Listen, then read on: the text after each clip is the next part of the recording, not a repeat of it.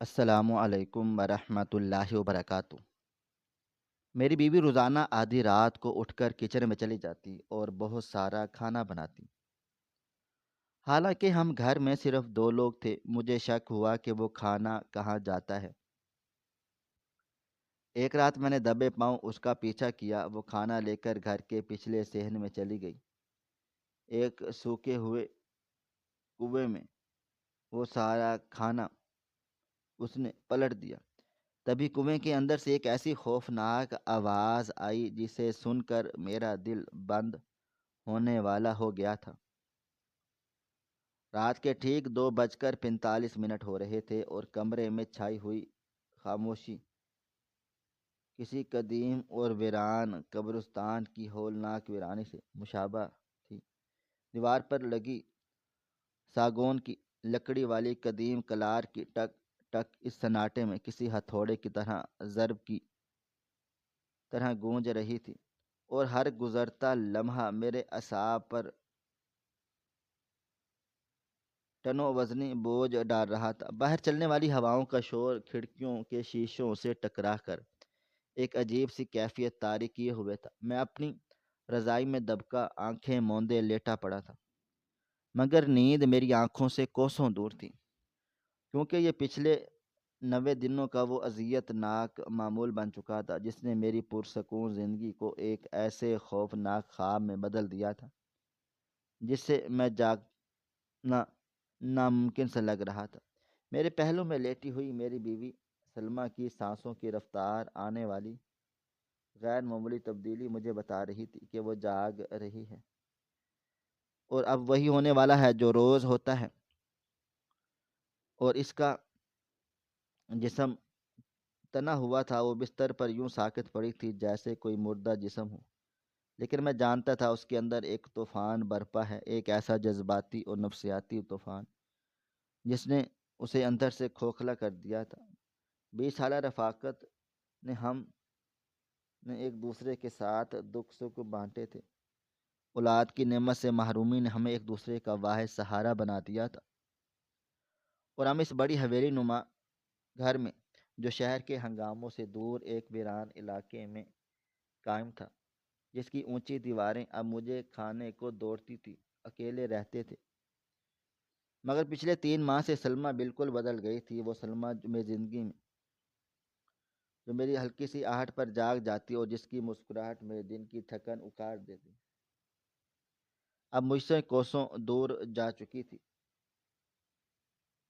ہمارے درمیان خاموشی کی ایک ایسی دیوار کھڑی ہو گئی تھی جس کے پیچھے وہ کوئی خوفناک اور گھناؤنا راز چھپانے بیٹھی تھی۔ میں نے کئی بار اس سے پوچھنے کی کوشش کی کہ گھر کا راشن اتنی دیر سے کیوں ختم ہو رہا ہے۔ آٹے کی 50 کلو کی بوریاں، چاولوں کے تھیلے اور گوشت کے کلوں کے حساب سے پیکٹ کہاں غائب ہو رہے تھے۔ میں کئی بار نوٹس کیا تھا کہ وہ قصاب سے روزانہ بڑے جانوروں کا گوشت، ہڈیاں اور کلیجی منگواتی ہے، جو ہم دونوں میاں بیوی مہینہ بھر کھوائیں تو ختم نہ ہو۔ مگر ہر بار پوچھنے پر اس بات کو ٹال دیا کہ اس کے رد عمل میں ایسی وحشت اور جنونیت ہوتی کہ میں سہم کر چپ ہو جاتا۔ وہ دن بدن کمزور ہوتی جا رہی تھی، اس کے چہرے کی جھریاں گہری ہو گئی تھیں اور بالوں میں چاندنی اتر آئی تھی، اور آنکھوں کے گرد پڑنے والے سیاہ حلقے اس کی بے خوابی اور کسی شدید ذہنی کرب کی گواہی دے رہے تھے۔ اس کے ہاتھوں میں جگہ جگہ کٹنے اور جلنے کی نشانات تھے، وہ جو مجھ سے چھپانے کی کوشش کرتی رہتی تھی۔ اچانک بستر کی چادر میں ہلکی سی سرسراہٹ ہوئی اور سلمیٰ نے ایک گہری ٹھنڈی سانس لی جو شاید کسی درد کو دبانے کی کوشش تھی۔ میں نے اپنی آنکھیں بند کر لیں اور اپنی سانسوں کو متوازن رکھنے کی اداکاری کرنے لگا تاکہ اسے ذرا بھی شک نہ ہو کہ میں جاگ رہا ہوں۔ وہ آہستگی سے بستر سے اتری۔ اس کے پاؤں فرش پر پڑنے کی آواز اتنی مدھم تھی کہ اگر میں پوری توجہ سے نہ سن رہا ہوتا تو شاید مجھے پتہ بھی نہ چلتا۔ اس نے کچھ لمحے میرے سرانے رک کر مجھے دیکھا، مجھے اپنی بند پلکوں کے پار بھی اس کی نظروں کی تپش محسوس ہو رہی تھی۔ شاید وہ یقین کرنا چاہتی تھی کہ میں گہری نیند میں ہوں، یا شاید وہ اپنے اندر کے کسی جرم کے احساس تلے دبی مجھ سے معافیاں بھری نظروں سے دیکھ رہی تھی۔ پھر وہ مڑی اور کمرے کے دروازے کی طرف بڑھی۔ دروازے کے پرانے زنگ آلود قبضوں نے ایک ہلکی سی چیں کی آواز نکالی، جو میرے کانوں میں کسی خطرے کی گھنٹی کی طرح بجی، اور پھر وہ باہر اندھیرے میں گم ہو گئی۔ میں نے 10 تک گنتی کی اور پھر آنکھیں کھول دیں۔ کمرے میں نیم ادھورا سا دکھ تھا، بہت تاریکی تھی، لیکن باہر سے آنے والی اسٹریٹ لائٹ کی مدھم اور زردی مائل روشنی روشن دان سے چھن کر فرش پر پڑ رہی تھی، جس سے فرنیچر کے سائے کسی دیو کی طرح لمبے اور ڈراؤنے لگ رہے تھے۔ میں نے فیصلہ کر لیا کہ آج اس رات سے پردہ اٹھا کر رہوں گا، چاہے جو بھی ہو۔ مجھے یہ جاننا تھا کہ میری بیوی ہر رات اٹھ کر کہاں چلی جاتی ہے، اور وہ ٹنوں کے حساب سے کھانا کس کے لیے بنواتی ہے۔ کیا وہ کسی اسیب کا شکار ہے، یا مجھ سے بیزار ہو چکی ہے؟ میں ننگے پاؤں بستر سے نیچے اترا۔ نومبر کی رات کا فرش برف کی طرح ٹھنڈا تھا، جس نے میرے جسم میں جھرجھری پیدا کر دی، لیکن میرے تجسس کی آگ اور دل میں پلنے والے وسوسوں کی تپش اس سردی پر غالب تھی۔ میں دیوار کا سہارا لیتے ہوئے دروازے تک پہنچا اور راہداری میں جھانکا۔ یہ راہداری دن میں تو عام سی لگتی تھی، مگر رات کے اس پہر یہ سرنگ کے جیسے لگ رہی تھی۔ لمبی راہداری کے دوسرے سرے پر کچن کا دروازہ کھلا تھا، جہاں سے زرد روشنی کا ایک پہرا تھا جھانکا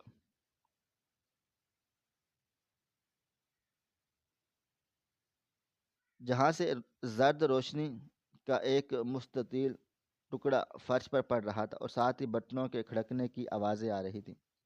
میں دبے پاؤں سانس روکے کسی شکاری بلی کی چال چلتا ہوا کچن کی طرف بڑھا۔ ہر قدم پر مجھے خوف آتا، کہیں لکڑی کا پرانا فرش چرا نہ جائے اور میرا راز فاش نہ ہو جائے۔ جیسے جیسے میں کچن کے قریب بڑھتا پہنچتا جا رہا تھا، کھانے کی خوشبو تیز ہوتی جا رہی تھی، لیکن یہ کوئی عام خوشبو نہیں تھی جو بھوک جگاتی ہے۔ اس میں مثالوں کی تیزی کے ساتھ ساتھ کچے گوشت، خون اور ایک عجیب سی بسان تھی بھی شامل تھی، جو معدے میں مروڑ اور متلی کی کیفیت پیدا کر رہی تھی۔ ایسا لگ رہا تھا جیسے یہاں بہت کچھ دیا جاتا ہے، اور وہاں کوئی بھی تعویذ یا غلط جادو لو اور اس تماشے کو ختم کر دو۔ میں کچن کے دروازے کی چوکھٹ کے ساتھ لگ گیا۔ اندر جھانکا، وہ منظر دیکھ کر میرا دل دہل گیا۔ میں نے بمشکل اپنی چیخیں روکی۔ سلمہ زمین پر بیٹھی تھی اور اس کے سامنے ایک بڑی دیگچی رکھی تھی، جو شاید ہم نے کبھی شادی بیاہ کے موقعوں کے لیے سنبھال کر رکھی تھی۔ اس نے اپنے دونوں ہاتھوں سے اور دونوں ہاتھ گوشت کے ٹکڑوں، کلیجی اور ابلے چاولوں میں لتھڑے ہوئے۔ وہ کسی مشینی انداز میں دیوانہ وار کو کھولتی رہ گئی تھی،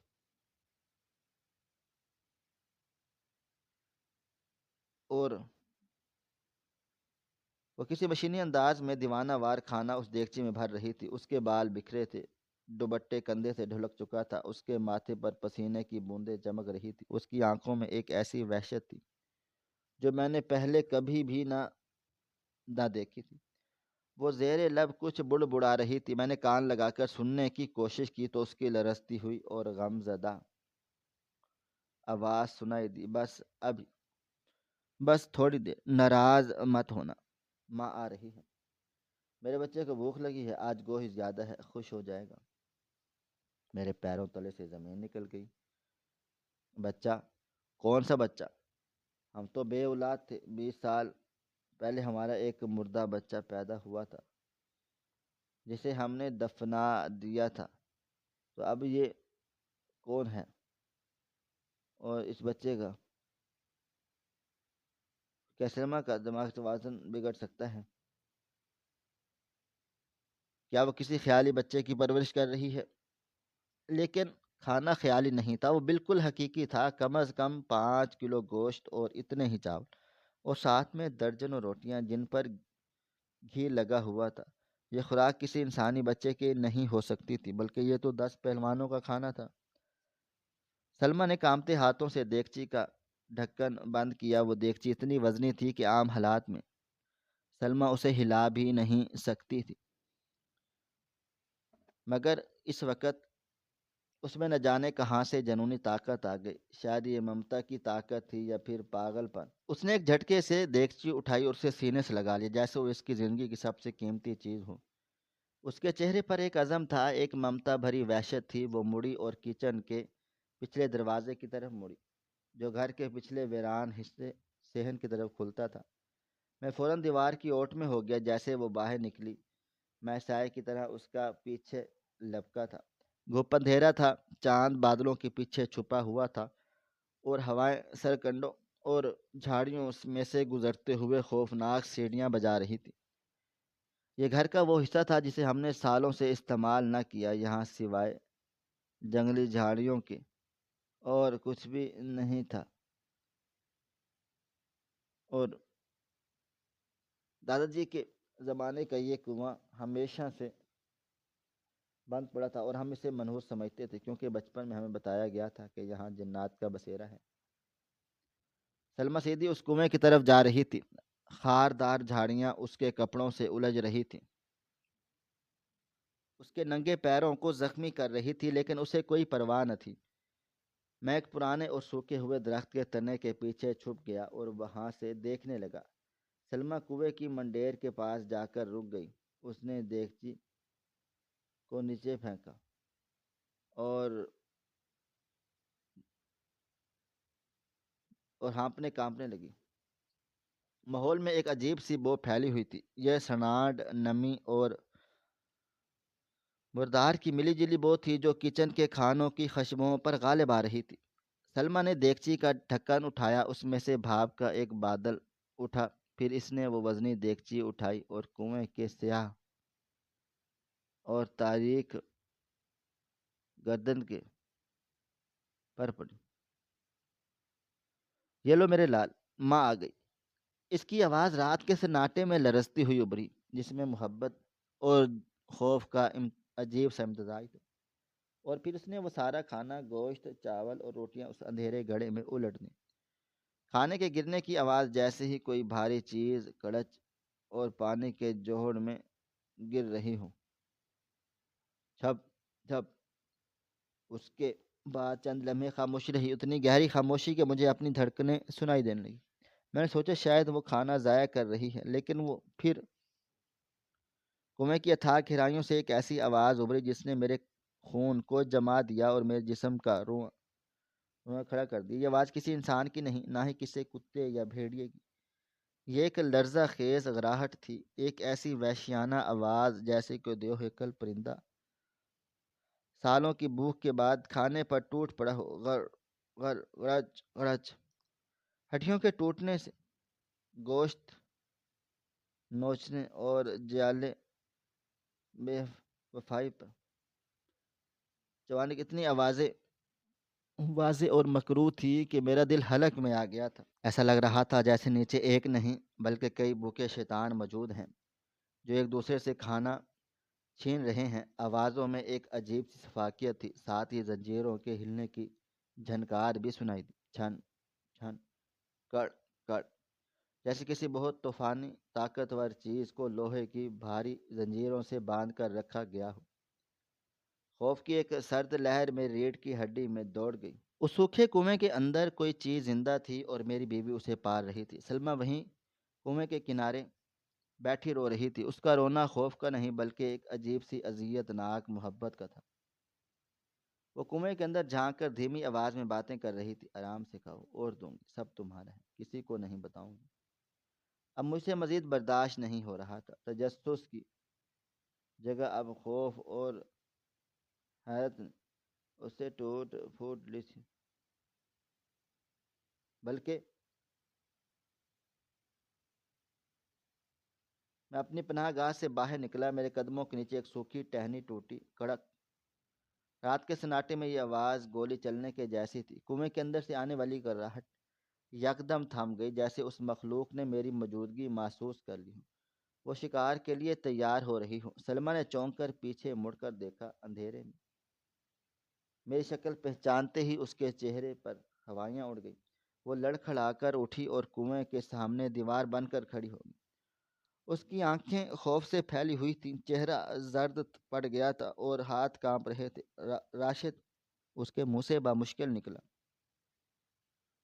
آواز اتنی مدھم تھی کہ ہوا میں تحلیل ہو گئی۔ میں آہستہ آہستہ اس کی طرف بڑھا، میرا جسم غصے اور ڈر سے کانپ رہا تھا۔ میری مٹھیاں ہٹ جاؤ سامنے سے سلمہ، میں نے غرا کر کہا۔ میری آواز میری اپنی نہیں لگ رہی تھی۔ یہ کیا ڈرامہ ہے؟ کون ہے وہاں نیچے؟ تم کسے یہ منو من اٹے کھلا پلا رہے ہو؟ اور کیا تم نے کوئی کالا جادو کر رہی ہو؟ سلمہ نے نفی میں سر ہلا دیا اور پیچھے ہٹتے ہوئے کنویں کے منہ کو اپنے آنچل سے چھپانے کی ناکام کوشش کی۔ نہیں راشد، خدا کے لیے آگے مت آنا، خدا کے لیے چلے جاؤ یہاں سے۔ تم نہیں سمجھو کہ یہ راز ہی رہنے دو، ورنہ سب تباہ ہو جائے گا، وہ تمہیں مار ڈالے گا۔ اس کے جملے نے میرے شک کو یقین میں بدل دیا۔ مار دے گا؟ کون؟ تمہارا یار یا کوئی بلا؟ میں نے غصے میں آگے بڑھ کر سلمہ کا بازو پکڑا اور اسے ایک طرف دھکیل دیا۔ سلمہ چیختی چلاتی رہ گئی اور میرے قدموں میں گر گئی۔ اس نے میرے پاؤں پکڑ لیے۔ نہیں راشد، مت دیکھو، خدا کا واسطہ ہے، میں تمہیں تمہاری 20 سالہ محبت کا امیج کا مت دیکھو ورنہ پچھتاؤ گے۔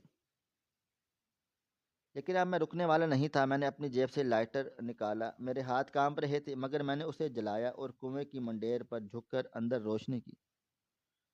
کنویں سے آنے والی سران نے میرا استقبال کیا۔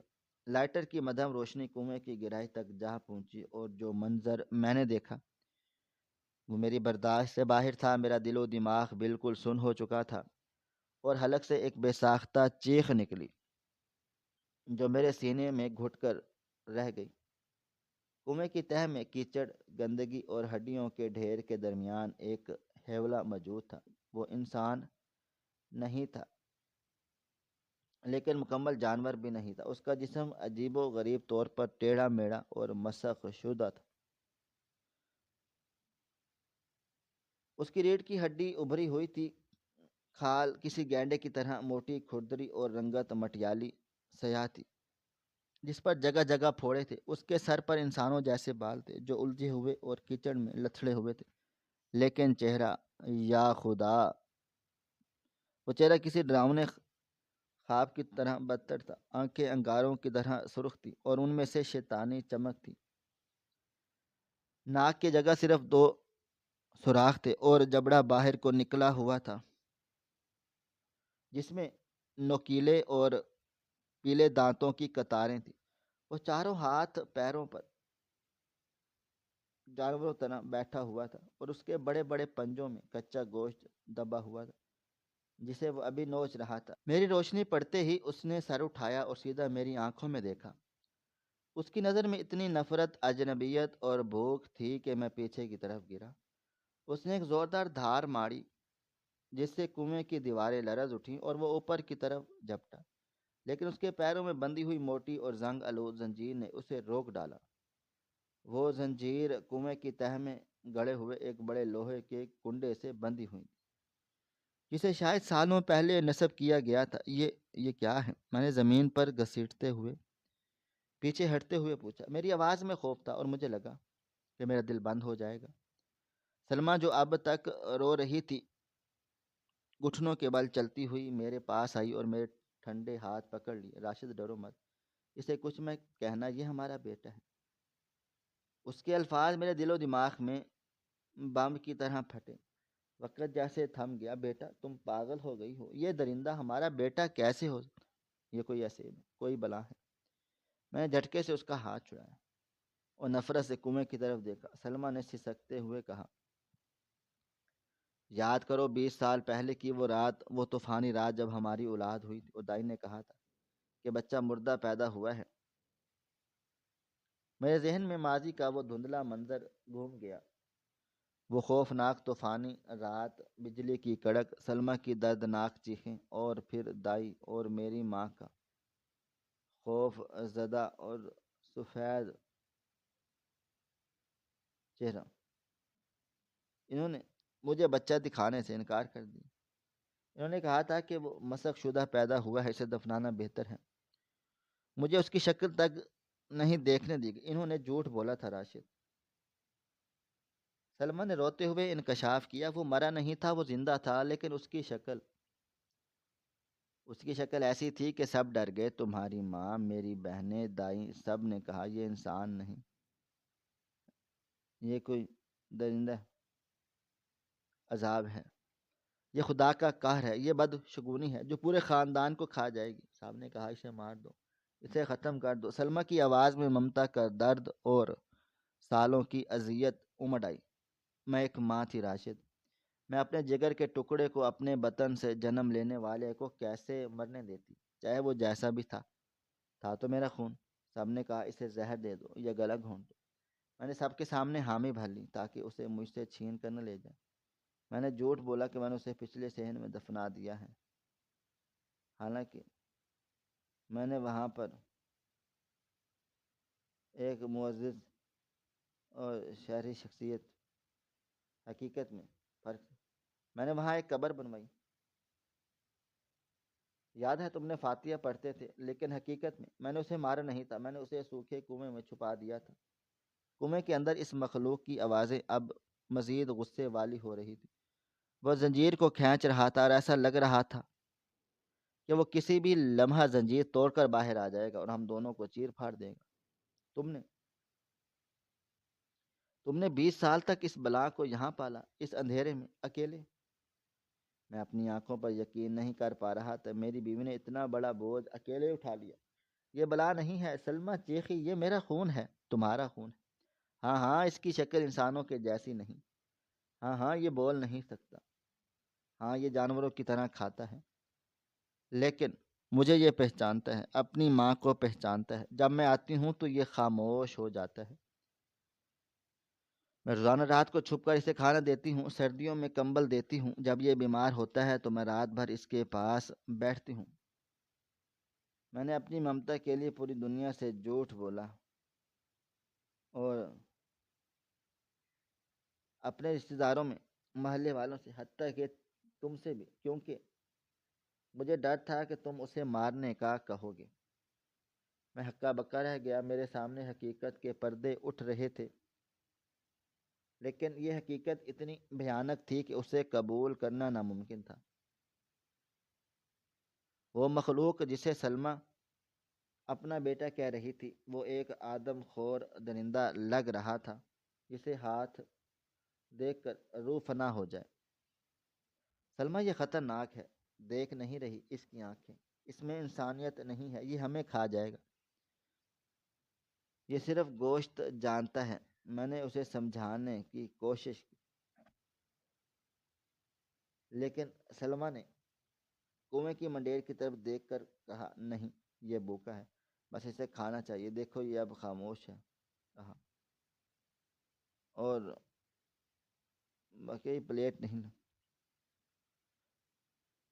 بس یہ خاموش ہو رہا ہے۔ واقعی وہ مخلوق اب پیچھے ہٹ گئی تھی اور دوبارہ گوشت کھانے میں مصروف ہو گئی۔ اس کے چبانے کی آوازیں اب بھی خوفناک تھیں، لیکن غراہٹ کم ہو گئی تھی۔ میں وہاں کھڑا اپنے ہی گھر کے صحن میں ایک اجنبی دنیا کا تماشائی بنا ہوا تھا۔ میری بیوی، میری شریک حیات، پچھلے 20 سالوں سے ایک دوہری زندگی جی رہی تھی۔ ایک طرف وہ میری فرما بردار تھی اور دوسری طرف وہ اس کنویں کی نگران، اس افریت کی ماں تھی۔ اس نے اپنی جوانی، اپنا سکون، سب کچھ اس راز کی نظر کر دیا۔ اب کیا ہوگا؟ میں نے کانپتی ہوئی آواز میں پوچھا۔ یہ کب تک چلے گا سلمہ؟ یہ بڑا ہو رہا ہے، طاقتور ہو رہا ہے، وہ زنجیریں اسے کب تک روک پائیں گی؟ اگر یہ باہر نکل آیا تو پورے شہر میں قیامت آ جائے گی۔ سلمہ نے میری طرف دیکھا، اس کی آنکھوں میں بے بسی، تھکن اور التجا تھی۔ جب تک میں زندہ ہوں راشد، مجھے سے زندہ رکھنے دو۔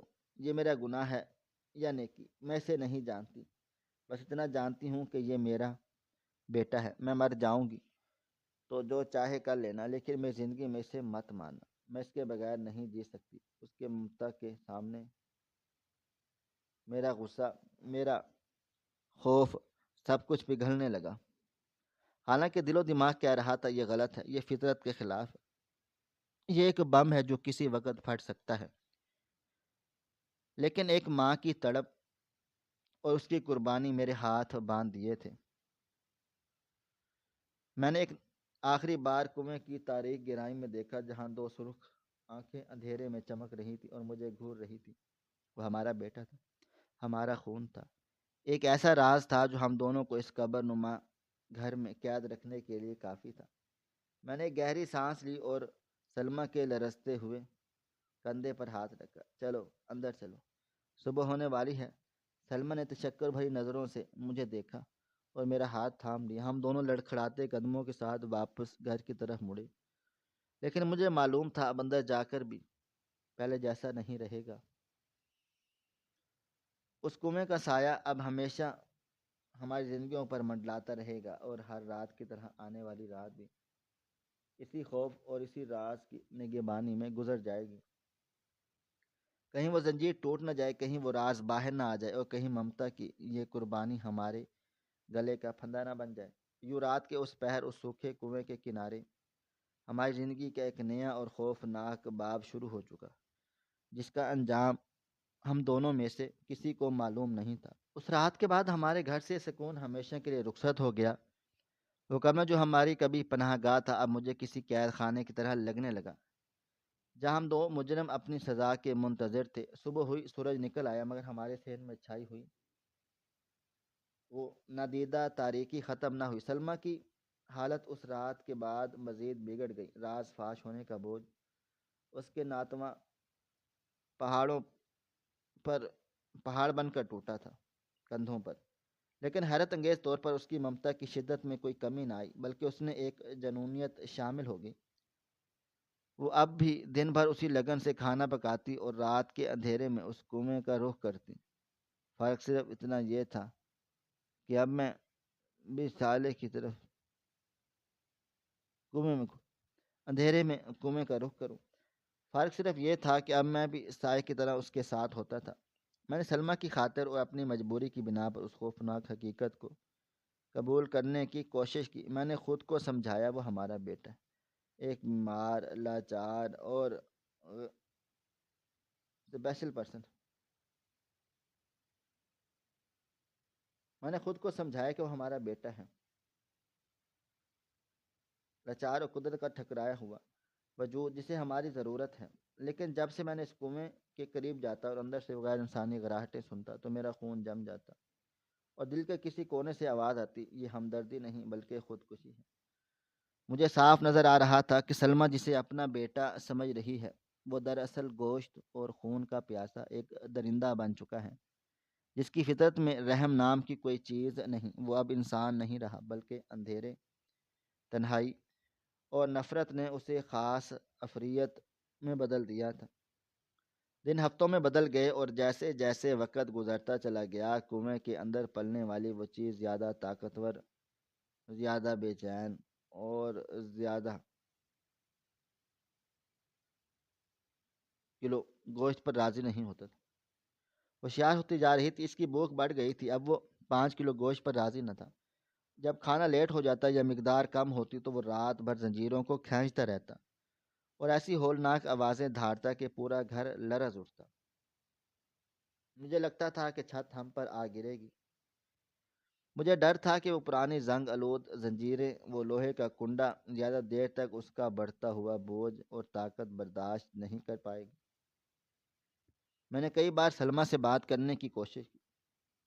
میں نے اسے سمجھایا، اس کی منتیں کی کہ ہمیں کچھ کرنا ہے، ہمیں زنجیریں بدلنی ہوں گی، یا اسے کہیں اور منتقل کرنا ہوگا، یا پھر اسے آزاد کرنا ہوگا موت کی صورت میں۔ لیکن سلمہ ہر بار بچوں کی طرح بلک بلک کر روتی اور میرے پاؤں پکڑ لیتی۔ اسے لگتا تھا اگر ہم نے کچھ بھی چھیڑ بھاڑ کی تو لوگ اسے مار ڈالیں گے۔ وہ ایک ایسی خیالی دنیا میں جی رہی تھی جہاں اس کا بیٹا صرف ایک مظلوم بچہ تھا، حالانکہ حقیقت یہ تھی کہ وہ ایک ٹائم بم تھا جو ہمارے گھر کی بنیادوں میں نصب ہو چکا تھا۔ سلمہ کا جسمانی زوال تیزی سے جاری تھا، وہ ہڈیوں کا ڈھانچہ بن چکی تھی، اس کی آنکھیں گڑوں میں ڈھنس گئی تھی اور رنگت مٹی کے جیسی ہو گئی۔ شاید وہ جانتی تھی کہ اس کا وقت قریب ہے اور اس لیے وہ اپنی بچی کھچی سانسیں بھی اس کنویں کی نظر کر رہی تھی۔ پھر دسمبر کا مہینہ شروع ہوا اور اس موسم نے کروٹیں وہ منحوس بدل لی تھی۔ سردی کی شدت میں اضافہ ہو گیا اور ہوائیں زہریلی ہو گئیں۔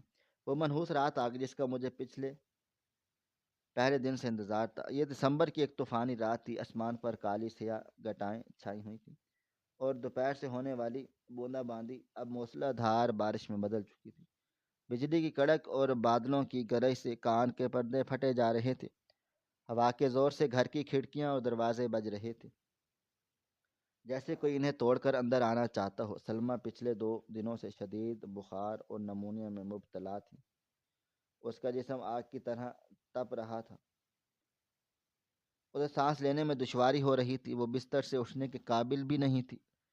ڈاکٹر نے اسے مکمل آرام کی ہدایت کی تھی اور کہا تھا کہ ٹھنڈ اسے مار سکتی ہے۔ رات کے 11 بجے تک وہ نیم غنودگی میں رہی، لیکن جیسے ہی دیوار پر لگی گھڑی نے 12 بجا اور گھنٹے کی آواز گونجی، سلمہ کے جسم میں ایک بجلی سی دوڑ گئی اور وہ اپنی بیماری، اپنی کمزوری اور طوفان کی شدت سب کچھ بھول کر اٹھ کر کھڑی ہوئی۔ اس کے پیر کانپ رہے تھے اور وہ کھڑی بھی نہیں ہو پا رہی تھی۔ پھر مگر اس کی آنکھوں میں وہی جنونی چمک تھی جو میں پچھلے 20 سالوں کی ریاضت کا نتیجہ تھی۔ اسے بھوک لگی ہوگی راشد، وہ انتظار کر رہا ہوگا، وہ ڈر جائے گا بجلی سے، اس نے لڑکھڑاتی زبان میں کہا اور دیوار کا سہارا لے کر چلنے کی کوشش کی۔ میں نے اسے روکنے کی کوشش کی، میں نے اس کے راستے میں دیوار بن کر کھڑا ہو گیا۔ آج مت جاؤ سلمہ، خدا کے لیے ضد مت کرو، باہر طوفان ہے، بارش بہت تیز ہے، تم مر جاؤ گی۔ میں کھانا ڈال آتا ہوں، میں وعدہ کرتا ہوں تم آرام کرو۔ میں نے اس کے کندھے پکڑ کر اسے بٹھانے کی کوشش کی لیکن وہ نہیں مانی۔ اس نے پوری قوت سے مجھے دھکیلا، شاید مجھ پر بھروسہ نہ تھا کہ میں اس کے لال کو پیار سے کھانا دوں گا، یا شاید اسے کسی انہونی کا احساس ہو چکا، وہ آخری بار اسے دیکھنا چاہتی تھی۔ اس کی ضد کے آگے میں ہار گیا۔ ہم دونوں کچن میں گئے، وہاں کھانا پہلے سے تیار تھا۔ آج اس نے معمول سے زیادہ کھانا گوشت پکایا تھا۔ ہم دونوں نے مل کر کھانے کی وہ بھاری دیگچی اٹھائی اور گرم دیگچی میرے ہاتھوں کو جلا رہی تھی، لیکن میرے دل کی جلن اس سے ذہین زیادہ تھی۔ ہم کچن کے پچھلے دروازے سے باہر نکلے اور باہر کا منظر قیامت خیز تھا۔ تیز ہوائیں درختوں کو جڑوں سے اکھاڑنے پر تلی تھیں اور بارشوں کے تھپیڑے منہ پر برفانی تماچوں کی طرح لگ رہے تھے۔ صحن میں پانی جمع ہو چکا تھا اور کیچڑ کی وجہ سے چلنا محال تھا۔ گھپ اندھیرا تھا جسے صرف بجلی کی چمک لمحہ بھر کے لیے روشن کرتی۔ ہم گرتے پڑتے ایک دوسرے کا سہارا بنتے کنویں کی طرف بڑھ گئے تھے اور یہاں سلمہ کا سانس پھول رہا تھا اور بار بار کھانس رہی تھی، لیکن اس کے قدم نہیں رکے۔ کنویں تک پہنچتے پہنچتے ہم شرابور ہو چکے تھے۔ بارش کے شور کے باوجود کنویں کے اندر سے آنے والی اور بہت مختلف تھی۔ آج وہاں معمول کی غرغراہٹ نہیں تھی، بلکہ ایک جنونی چیخ و پکار تھی۔ زنجیروں کے کھینچنے کی آوازیں اتنی شدید تھی جیسے لوہا لوہے سے ٹکرا رہا۔ وہ مخلوق آج بہت بے چین تھی۔ شاید طوفان کے شور نے اسے مشتعل کر دیا، یا شاید قدرت نے اسے اشارہ دے چکا کہ آج آزادی کی رات ہے۔ سلمہ نے کانپتے ہاتھوں سے دیگچی کا ڈھکن کھولا، بارش کا پانی کھانے میں مل رہا تھا۔ ماں آ گئی، میرے بچے گھبرا ہوا تھا اور سلمہ نے کنویں کے دہانے پر جھک کر پکارا۔ اس کی آواز ہوا کے شور میں بمشکل سنائی دی، لیکن جواب میں نیچے سے ایک ایسی خوفناک اور دل دہلا دینے والی دھاڑ آئی کہ ہم دونوں پیچھے ہٹ گئے۔ یہ دھاڑ بھوک کی نہیں، یہ خالص غصے اور وحشت کی تھی۔ اور پھر اچانک ایک زوردار دھارتی آواز آئی، کڑاک۔ یہ آواز اتنی تیز تھی کہ بجلی کی کڑک بھی اس کے سامنے مدھم پڑ گئی۔ یہ زنجیر ٹوٹنے کی آواز تھی۔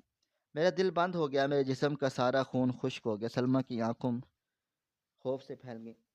اس سے پہلے کہ ہم کچھ سمجھ پاتے یا بھاگنے کی کوشش کرتے، کنویں کے تاریک سے منہ سے ایک سیاہ دیو ہیکل سا سایہ بجلی کی طرح تیزی سے باہر نکلا۔ وہ آزاد ہو چکا تھا۔ 20 سال کی قید، تنہائی اور اندھیرے نے اسے پاگل کر دیا تھا۔ وہ بجلی کی چمک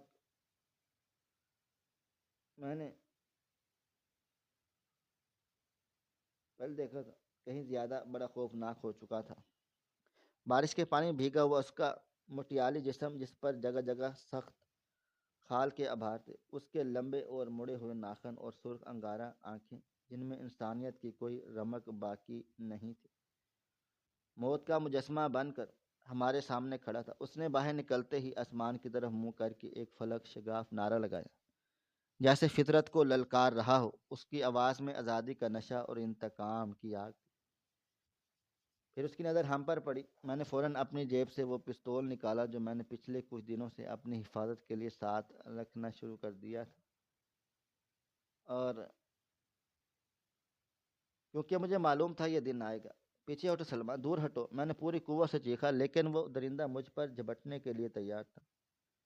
اس نے اپنے بڑے بڑے پنجے ہوا میں لہرانے اور میری طرف دوڑا۔ کچن میں میرا پاؤں پھسلا اور موت کو اتنے قریب دیکھ کر میرے ہاتھ سے پستول چھوٹ کر دور اندھیرے میں جا گرا۔ میں زمین پر گرا اور اپنی آنکھیں بند کر لی تھیں، اور اسی پل زمین پر گر گیا تھا اور اپنی آنکھیں بند کی۔ مجھے اس کے سانسوں کی گرمی اپنے چہرے پر محسوس ہوئی۔ مجھے لگا اب سب ختم ہو گیا، میرے گردن دبوچ لی جائے گی، لیکن تبھی ایک سایہ میرے اور اس درندے کے درمیان آ گیا۔ وہ سلمیٰ تھی، بخار میں تپتی ہوئی، کمزور اور ناتواں سلمیٰ، کسی شیرنی کی طرح اپنی بیٹے کے سامنے دیوار بن کر کھڑی ہو گئی۔ اس نے اپنے ہاتھوں پھیلا دی۔ نہیں، خبردار اسے مت چھونا، یہ تمہارا باپ ہے، سلمیٰ چیخی۔ اس کی آواز میں ایسی طاقت تھی کہ وہ درندہ ایک لمحے کے لیے رک گیا۔ مجھے کھا لو، مگر انہیں کچھ مت کہو، میں تمہاری ماں ہوں، پہچانو مجھے۔ وہ مخلوق ہانپ رہی تھی اور بارش کا پانی اس کے جسم سے بہہ رہا تھا۔ اس نے گردن ٹیڑھی کر کے سلمیٰ کو دیکھا۔ شاید اس کی دھندلی اور مسخ شدہ یاد میں ماں کی وہ آواز، وہ مہربان لہجہ، وہ خوشبو کہیں باقی تھی جو اسے 20 سال تک زندہ رکھتی رہی۔ میں نے زمین پر پڑے پڑے دیکھا کہ سلمیٰ آہستہ آہستہ اس کی طرف بڑھی۔ اس کی ممتا نے اسے اندھا کر دیا۔ وہ بھول گئی تھی کہ وہ ایک جانور کے سامنے کھڑی ہے۔ میرا بچہ، میرا لال، پرسکون ہو جا، دیکھو میں آ گئی ہوں۔ اس نے کانپتے ہاتھوں سے اس عفریت کے چہرے پر ہاتھ رکھنے کی کوشش کی۔ وہ اسے پیار کرنا چاہتی تھی، وہ اسے گلے سے لگانا چاہتی تھی، لیکن فطرت اپنے کے اصول ہوتے ہیں۔ خون کی پیاس اور درندگی ممتا کی زبان نہیں سمجھتی۔ جیسے ہی سلمیٰ کا ہاتھ اس کے قریب پہنچا، اس درندے کی آنکھوں میں وحشت دوبارہ نظر آئی۔ اسے شاید لگا کہ وہ اس سے کھانا چھیننے یا دوبارہ قید کرنے کے لیے آئی ہے، یا شاید اسے انسانی لمس سے نفرت تھی۔ اس نے ایک زوردار پنجہ مارا، خچ! یہ آواز گوشت پھٹنے کی تھی۔ سلمیٰ کے منہ سے ایک دل خراش اور مختصر چیخ نکلی، اور وہ کسی کٹے ہوئے درخت کی طرح دور جا گری۔ اس کا خون بارش کے پسینے میں مل کر سرخ لکیریں بنانے لگا۔ وہ منظر میری آنکھوں کے سامنے اندھیرا کر گیا۔ سلمیٰ! میں پاگلوں کی طرح چیخا اور ہاتھ مار کر پستول ڈھونڈنے لگا۔ میرا دماغ معاف ہو چکا، مجھے اپنی جان کی پرواہ نہیں تھی۔ مجھے صرف اس درندے کو ختم کرنا تھا۔ وہ درندہ اب سلمیٰ کی لاش کی طرف بڑھ رہا تھا۔ اس بات کا کوئی احساس نہیں تھا کہ وہ کوئی عورت ہے جس نے اپنی پوری زندگی، اپنی خوشیاں، اپنا سکون اس کے لیے قربان کر دی، جس نے اسے اپنی کوکھ میں رکھا اور 20 سال تک سینے سے لگائے رکھا۔ میں نے اندھیرے میں اسے ٹٹولنے کی ہوئے آخرکار پستول پر میں نے کامتے ہاتھوں سے اسے اٹھایا۔ میری آنکھوں میں آنسو اور بارش کا پانی مکس تھا۔ میرا دل رو رہا تھا کیونکہ میں اپنے ہی بیٹے کو مارنے والا تھا۔ لیکن وہ بیٹا نہیں تھا، ہماری غلطیوں کا نتیجہ تھا۔ نہیں نہیں، میں نے چلاتے ہوئے ٹریگر دبا دی۔ ٹھائیں ٹھائیں، 3 گولیاں اندھیرے میں چمکی اور سیدھی اس کے سینے اور سر میں لگی۔ وہ دیو ہیکل لڑکھڑا گیا اور اس نے مڑ کر تکلیف اور حیرت سے میری طرف دیکھا۔ اس کی آنکھوں میں ایک آخری بار انسانیت کی جھلک نظر آئی، جیسے وہ پوچھ رہا ہو تم نے مجھے پیدا کیوں کیا تھا؟ اور پھر دھڑام سے زمین پر گر گیا۔ اس کا گرنا تھا جیسے طوفان تھم گیا، ہوائیں سسکیاں لینے لگیں اور بارش دھیمی ہو گئی۔ میں گھسیٹتا ہوا سلمیٰ کے پاس پہنچا، اس کا سر میری گود میں تھا، اس کے سینے پر گہرے زخم تھے اور زندگی تیزی سے اس کے جسم سے نکل رہی تھی۔ اس نے نیما آنکھوں سے میری طرف دیکھا اور پھر اس مردہ درندے کی طرف جس کی لاش اس کے چند قدم دور پڑی تھی۔ اس کے لبوں پر ایک دردناک اور پرسکون مسکراہٹ آئی۔ وہ انہیں کبھی بھوکا نہیں مرے گا، اب اسے سردی نہیں لگے گی۔ یہ اس کے وہ آخری الفاظ تھے اور اس کی گردن ایک طرف ڈھلک گئی۔ ممتا کی وہ عظیم اور المناک داستان وہیں کیچڑ اور خون میں لتھڑی ہوئی ختم ہوگی۔ اکیلا بیٹھا تھا، بارش بدستور برس رہی تھی۔ میرے ایک طرف میری بیوی کی لاش تھی اور دوسری طرف میرے بیٹے کی۔ ایک ماں نے اپنے بیٹے کو بچانے کے لیے دنیا سے، سماج سے اور فطرت سے جنگ لڑی تھی، لیکن آخر میں اسے بیٹے اس کی جان لی۔ قدرت کا انتقام پورا ہو چکا۔ میں ساری رات وہیں بارش میں بیٹھا رہا۔ صبح کے دھندلے کے میں نے اس کے صحن میں اسی کنویں کے پاس 2 قبریں کھودی۔ میرے پاس کوئی جنازہ پڑھنے والا نہیں تھا، کوئی کندھا دینے والا نہیں تھا۔ میں خود اپنے ہاتھوں سے دنیا دفن کی۔ سلمیٰ کو اور اس کے بیٹے کو میں نے پاس دفنا دیا، کیونکہ موت کے بعد شاید وہ اسے سکون دے سکے جو زندگی میں نہ دے سکی۔ اس واقعے کو اب کئی سال گزر چکے ہیں۔ میں آج بھی اسی گھر میں رہتا ہوں، اکیلا، تنہا اور ویران، لیکن وہ کنواں اب بھی وہیں ہے۔ میں نے اس مٹی سے بھر دیا ہے، لیکن اس کی دہشت ختم نہیں ہوئی۔ اب جب بھی بارش ہوتی ہے، جب بھی دسمبر کی سرد ہوائیں چلتی ہیں، مجھے اس ویران صحن سے زنجیروں کے ہلنے اور ایک ماں کی لوری کی آوازیں سنائی دیتی ہیں جو اپنے درندے بیٹے کو سلانے کی کوشش کر رہی ہیں۔ میں اکثر سوچتا ہوں کہ سلمیٰ کی محبت غلط نہیں تھی، بس اس کا راستہ غلط تھا۔ یہ کہانی مجھے اور دنیا کو ایک بہت بڑا سبق دے گئی کہ محبت اور ممتا جب عقل اور فطرت کے اصولوں سے ٹکرا جائے تو انجام ہمیشہ تباہی ہوتا ہے۔ اللہ کی رضا اور قدرت کے فیصلوں کو قبول کرنے میں ہی انسانیت کی عافیت ہے۔ جو چیز فطرت کے خلاف ہو اسے زبردستی پالنا اور چھپانا دراصل ایک ایسے طوفان کو دعوت دینا ہے جو آخر کار سب کچھ بہا کر لے جاتا ہے۔ انکار حقیقت کو نہیں بدلتا بلکہ اسے مزید خوفناک بنا دیتا ہے، اور سلمیٰ کی اندھی ممتا نے یہی کیا۔ اس نے حقیقت کو تسلیم کرنے سے انکار کر دیا اور یہ نتیجہ نکلا کہ وہ ممتا اسی اولاد کے ہاتھوں ذبح ہو گئی جسے وہ بچانا چاہتی تھی۔ یہ مکافات عمل ہے اور قدرت کا اٹل قانون ہے۔ ہماری آج کی یہ کہانی آپ کو کیسی لگی؟ کومنٹ باکس میں اپنی رائے کا اظہار ضرور کریں۔ شکریہ۔ اللہ حافظ۔